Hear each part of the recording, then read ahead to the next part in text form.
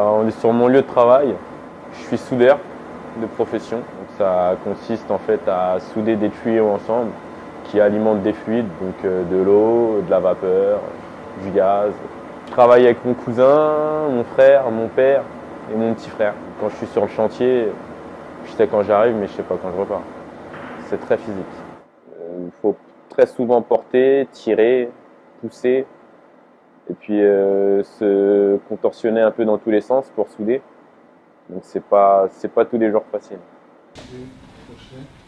Et d'ici, tu fais ton pivot, tu vas là-bas. Et voilà, et tu reviens. 1, 2. Ah là, je l'ai senti. Encore. Je pense que le plus difficile entre m'entraîner pour l'UFC et venir ici, c'est de combiner les deux en fait.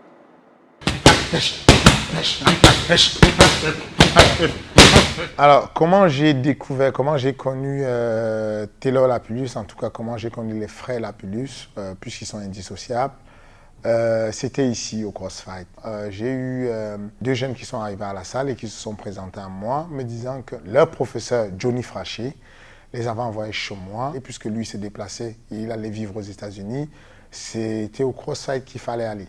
Ils avaient beaucoup de bons réflexes. Ils avaient dans chaque dimension de combat, département de combat, que ce soit le pied-point, la lutte ou le sol, ils étaient super avancés déjà dessus. Maintenant, ce qui manquait à leur arsenal, c'était la liaison de tout ça, la fluidité. Quand je l'ai connu, il était très motivé et il était très ambitieux. Il savait déjà où il va aller, il était déterminé à arriver au sommet de la pyramide.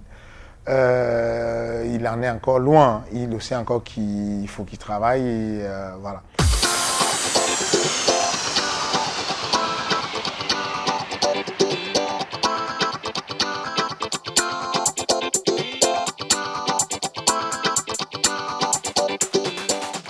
Plus c'est difficile et plus ça me donne envie, ça me rebooste en fait.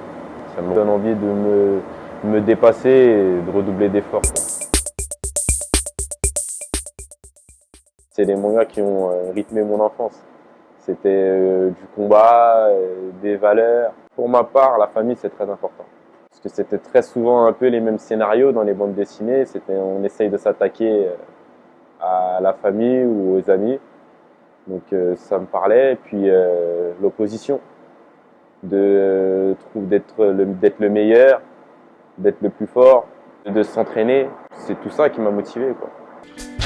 1, 2, boum, exactement. Maintenant, descends bien, descends. Vraiment, il faut que si tu restes debout, tu ne te protèges pas le menton. Plus tu vas descendre et plus ton épaule va te protéger. C'est pour ça que je suis ici avant de remonter.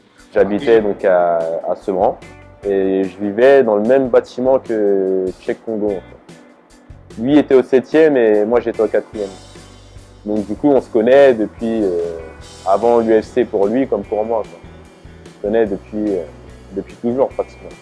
Et quand Cheikh a commencé le MMA, j'ai pas tout de suite compris ce que c'était. Ça venait d'arriver en France, donc j'ai pas tout de suite compris.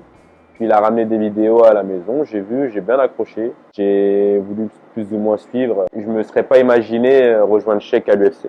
Je ne peux pas m'empêcher d'avoir peur pour lui. Peur, pas nécessairement parce que c'est un sport violent et qu'il y aura des coups, ça c'est pas un souci. Mais peur parce qu'il est face à de gros enjeux pour lui.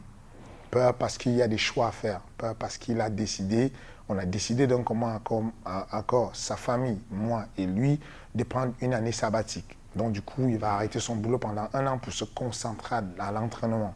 C'est des choix qui ne sont pas faciles. Il subit une pression qu'il n'a jamais vécue avant. Là, on est en train de parler en fait avec vous, c'est des journalistes, il faut communiquer dessus. C'est une machine qui n'arrête pas. À chaque fois, on lui envoie des gens qui vont lui poser des questions. Et donc, j'ai cette deuxième lecture du parrain, du grand frère qui est un peu protecteur et qui a peur de ce qui pouvait advenir à son protégé. J'ai pas envie de me laisser envahir par la pression de l'UFC, du combattant. Tout ça, c'est de l'abstrait pour moi. Je suis vraiment conscient que c'est une bonne chance et une opportunité d'y être. Maintenant, je vais rester le maximum lucide et concentré en me disant, en effaçant le fait que ce soit l'UFC, Le jour d'avant combat, je suis très excité d'y être.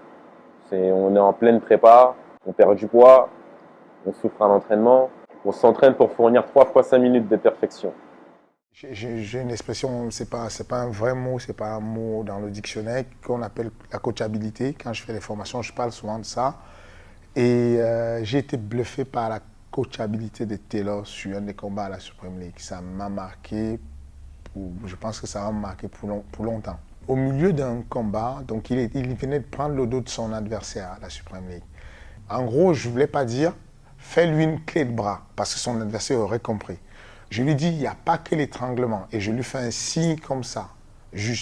Ça va vite, c'est une fraction de seconde ce que je raconte. Donc on ne peut pas prendre du temps. Et donc juste le temps que je lui dise, il n'y a pas que l'étranglement et que je lui fasse ça, il a lâché l'étranglement, il est parti tout de suite sur une combinaison, sur une liaison, tout de suite est tombé sur la clé de bras, il a finalisé le mec. Tu as la révélation et tu te dis, je suis vraiment connecté avec ces jeunes. Il y a un truc, il me suit, on est connecté quelque part et ça c'est intéressant.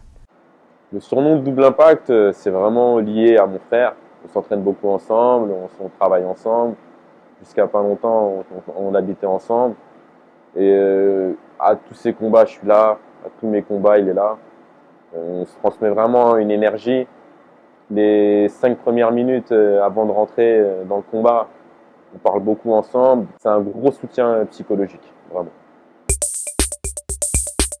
Donc, je remercie tous les gens qui me soutiennent, les pratiquants de MMA ou pas. Même ceux qui ne me soutiennent pas, je les remercie, parce que grâce à leurs critiques, ils me font évoluer. Croyez en vos rêves et légalisez le MMA en France. Je suis intimement convaincu qu'un jour l'UFC sera en France. Vraiment, je le pense. C'est peut-être pas pour tout de suite, mais un jour l'UFC sera en France. J'espère que j'y serai encore à ce moment-là. C'est tout ce que je souhaite.